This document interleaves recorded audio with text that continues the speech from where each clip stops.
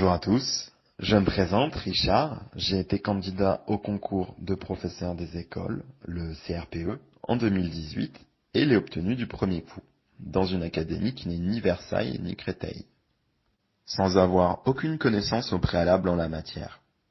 En effet, c'est une réorientation pour moi, car je faisais du droit auparavant.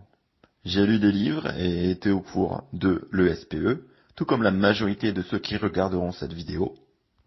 Mais il y a un certain nombre de conseils dont j'aurais bien aimé bénéficier et que je n'ai trouvé nulle part. Ces conseils, j'ai décidé de les partager avec vous, dans une série de vidéos, d'autant plus que certaines académies sont particulièrement sélectives et les livres ainsi que les cours s'avèrent vite insuffisants.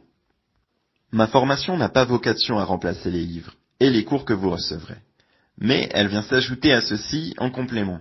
En effet, dans ma formation, vous allez bénéficier de conseils exclusifs qui ne peuvent provenir que d'un candidat ayant passé et eu le concours. Il y a beaucoup de formateurs sur Internet, mais j'ai remarqué qu'ils ne montrent jamais preuve de ce qu'ils ont accompli, donc je vous propose avant toute chose de vous montrer une preuve de ma réussite au concours. Je vais également vous montrer mes résultats à l'écrit. J'ai obtenu 55 sur 80 aux écrits. Certes, ce n'est pas extraordinaire, mais beaucoup de candidats n'arrivent même pas à obtenir la moyenne, soit 40 sur 80.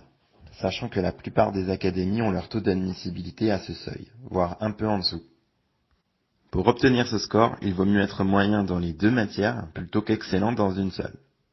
Je connais beaucoup de candidats qui sont très forts soit en maths, soit en français, mais au final qui ont eu à peine 40 points car ils ont par exemple eu 17 en maths et 5 en français. Ce qui fait 44, alors qu'en obtenant 12 dans les deux matières, on aurait eu 48. De même, à l'intérieur des sujets, il y a 3 parties. Il faut être à peu près aussi bon dans les 3, plutôt que seulement bon dans une seule partie. La partie 3 en didactique est également négligée, alors qu'elle peut rapporter facilement des points si bien travaillés. En français, il en est de même, l'analyse de texte est souvent négligée car trop difficile, trop longue. Mais avec la bonne méthode et quelques astuces que je vous livre à travers ma formation, vous pourrez obtenir la moyenne sur cette partie. Sans être un grand intellectuel. Vous comprendrez mieux pourquoi dans ma formation. Je révèle quelques astuces que j'ai remarquées par rapport au correcteur. Cette série de vidéos sera décomposée en 2 parties. Une première série de conseils généraux, applicables non seulement à ce concours, mais également aux autres, et applicables à toutes les épreuves. Et une deuxième série de conseils spécifiques sur les épreuves elles-mêmes, en détail. Il y a au total 7 vidéos de 5 à 10 minutes chacune pour une durée totale de 48 minutes.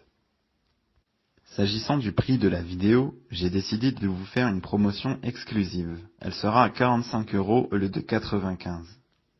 J'ai mis un temps considérable à faire ces vidéos et à atteindre le niveau exigé pour réussir le concours.